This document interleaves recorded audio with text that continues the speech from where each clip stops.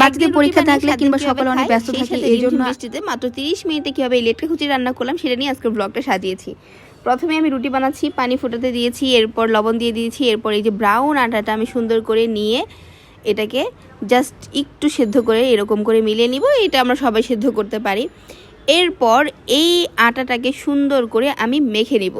আর এই দিকে দেখেন আমার ছেলে এসে দুষ্টুমি করতেছিল।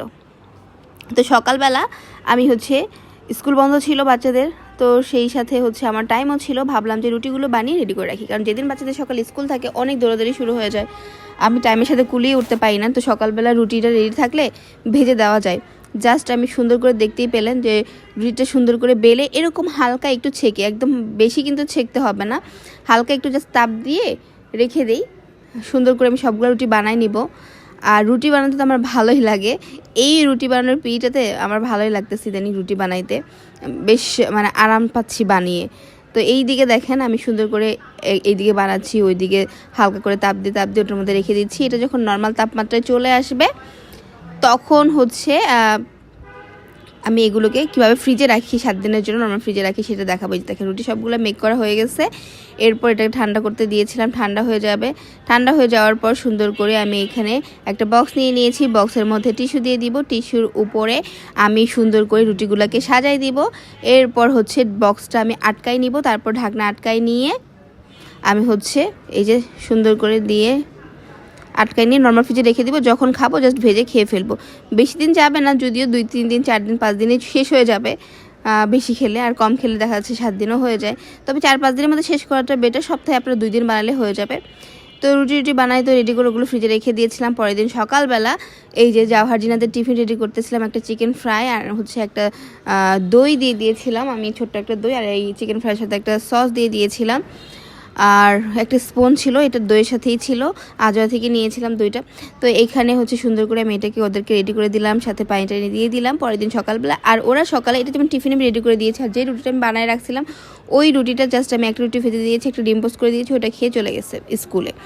স্কুলে আমি দিয়ে আসছি। স্কুল দিয়ে আসার পর আমি দুপুরবেলা রান্না করছি লাল চালের ভাত, সেই সাথে এই চিংড়ি মাছ দিয়ে সুন্দর করে মিষ্টি কুমড়া দিয়ে একটা ঝোল তরকারি রান্না করছি। এরপর আমি রান্না করব পটল ভাজা। মিষ্টি কুমড়া দিয়ে চিংড়ি মাছের এই ঝোলটা ভালো লাগছে। আর এই মিষ্টি কুমড়াটা ছিল কাঁচা মিষ্টি কুমড়া, একদম টাটকা কচি সবুজ কালার যে মিষ্টি কুমড়াটা হয় না, ওইটা, পাকাটা না। কিন্তু পাকাটা চাইতে আমার কাছে এই তরকারির জন্য এটা ভালো লাগে, আর পাকাটা ভাজির জন্য বেশি ভালো লাগে, ভাজি ভর্তা। তো যাই হোক, এদিকে যে দেখেন পটল, তারপরে করলা, এগুলো রেডি করে রাখছি, এগুলো ভাজি করে নিব। আমি পটলটা এরকম করে ভাজি করি, খুবই মজা লাগে, হলুদ মরিচ ধনের গুঁড়া দিয়ে লবণ টবণ দিয়ে মেখে ভাজি করি। আর এদিকে করলাটা ভাজি করতেছিলাম। তো এগুলোই আমাদের দুপুরের খাবার দাবার ছিল, খুবই সিম্পল হালকা পাতলা খাবার। আর আমি চেয়েছিলাম যে এই খাবার আমাদের রাত পর্যন্ত হয়ে যাবে, কিন্তু রাত বিকেল থেকে এই বৃষ্টি হচ্ছিল, রিমঝিম বৃষ্টিতে মন চাইলো যে একটু খিচুড়ি রান্না করে খাই। তো এরপর আমি কি করলাম, বিকেলের নাস্তায় বাচ্চাদের জন্য দুধ জাল করলাম, ওদেরকে দুধ খেতে দিব। তখন তো 2 বাচ্চা এসে আমাকে খুবই দুষ্টুমি করতেছিল, জ্বালাইতেছিল। আর সন্ধ্যার পরে ভিডিও করলে ভিডিওগুলো খুবই বিচ্ছিরি হয়, কালো কালো হয়ে যায়। লাইটিং আমার বাসায় খুবই কম, ডে লাইটের ভিডিওগুলো সুন্দর হয়। এই যে দেখেন কি অবস্থা। তো যাই হোক, এখন আমি যেহেতু খিচুড়ি খাবো, রিমঝিম বৃষ্টি হচ্ছে, আর আমাদের আগে প্রিপারেশন ছিল না, এই জন্য ঝটপট প্রেশার কুকারেই খিচুড়িটা রান্না করে ফেলতেছি। এখানে আমি সুন্দর করে দিলাম, কি বলে এটারে, গরুর মাংস ছোটো কুচি কুচি করে কাটা। এরপর পেঁয়াজ, তারপরে তেজপাতা, দারুচিনি, এলাচ, সমস্ত যেমন গরুর মাংস রান্না করতে যা যা লাগে, রসুন বাটা, আদা বাটা, জিরা বাটা, সব কিছু দিয়ে দিচ্ছি। দিয়ে আমি এটাকে সুন্দর করে হাতে মেখে রান্না করবো। আজকের রান্নাটা আমার পুরোটাই হাতে মাখা রান্না বান্না। আর এটা আমরা 3 জনই খাবো, আর কেউ খাবে না, বাইরে কেউ খাবে না। সো মায়ের হাতের মাখাটা বাচ্চারা খেতেই পারে, আর হাতে মাখা খাবার দাবার মজাই হয়। আপনারা মারা বাসায় এরকম ঝটপট বাচ্চাদের জন্য হাতে মাখা খাবার রান্না করে দিতে পারেন। হাতের ছোঁয়াতে আসলে আলাদা একটা টেস্ট থাকে, জানেন তো। আর সবসময় মাংস আমার এরকম মেখে রান্না করতেই ভালোই লাগে। তো যাই হোক, ঢাকনা দিয়ে ঢেকে আমি সুন্দর করে এইটাকে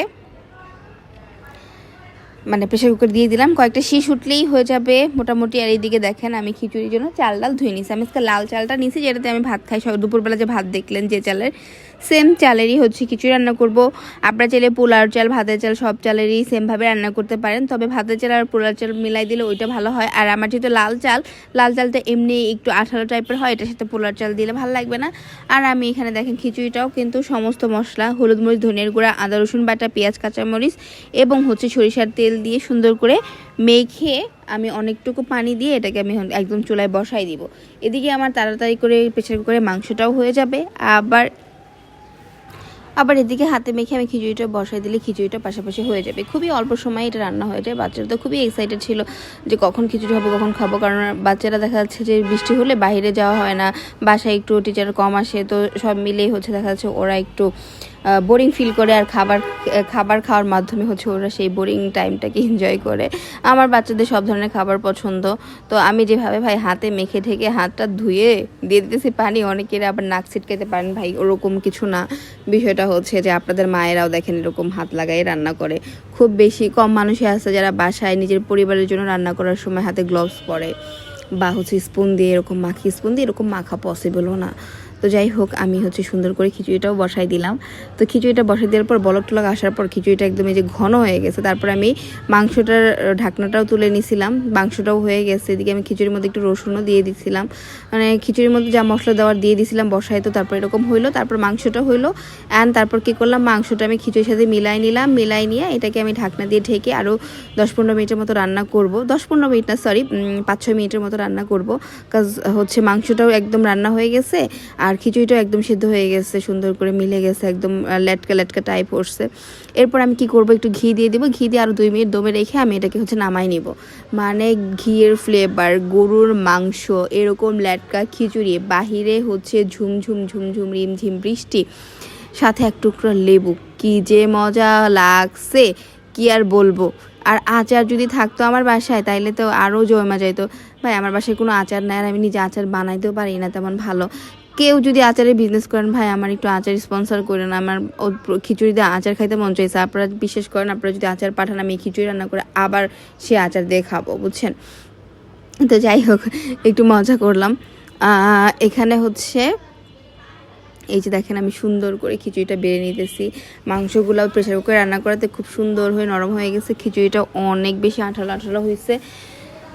তো সবশেষে কি হইলো, খিচুড়িটাও অনেক মজা হইলো, খাইতে অনেক ভাল লাগলো। আর আপনাদের আমার ব্লগ দেখে কেমন লাগলো, যেহেতু আমি এবার একটু তাড়াতাড়ি কিন্তু বড় একটা ব্লগ দিয়ে দিয়েছি, ইনশাল্লাহ চেষ্টা করব একটু রেগুলারিটি মেনটেন করে ব্লগ দেওয়ার।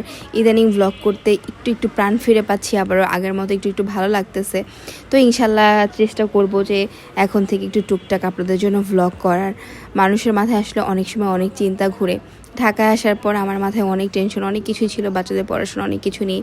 যখন বাচ্চাদের একটু সেটেল করতে পারতেছি তখন হচ্ছে একটু টেনশন ফ্রি হচ্ছে। আস্তে আস্তে মনে হচ্ছে যে না, আমি আমার কাজে এখন একটু টুকটাক করে ব্যাক করতে পারবো, কারণ বাচ্চাদের পিছনে, পড়াশোনার পিছনে প্রচুর সময়